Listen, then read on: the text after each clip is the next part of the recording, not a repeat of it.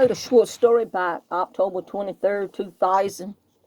It's called Hook a Fish, and it goes like this.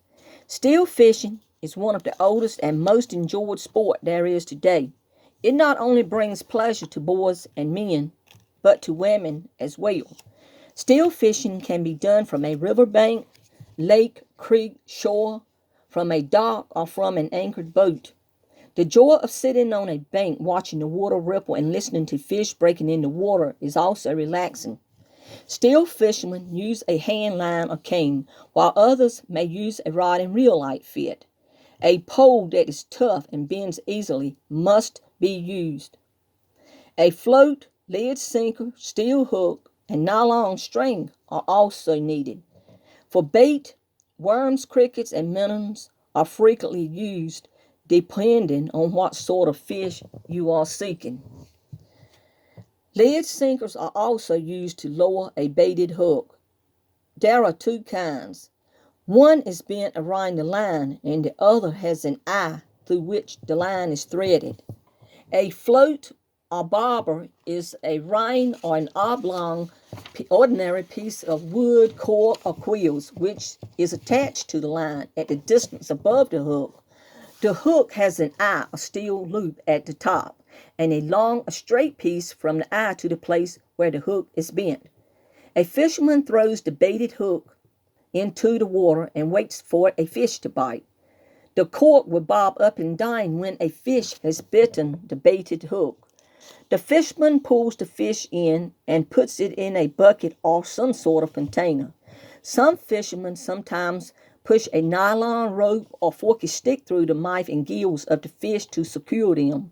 The rope is tied to a tree or other support and placed back into the water's edge, or the forky stick is pushed into the ground. This keeps the fish fresh from drying out until they can be cooked. Some fishermen are only interested in the catching process and will usually throw the fish back into the water to live. Sometimes jacks, brims, bass, and other kinds of fish will hide among the cypress knees that grows in swamps and rivers. A fisherman's hook will sometimes get caught into these and other debris beneath the water.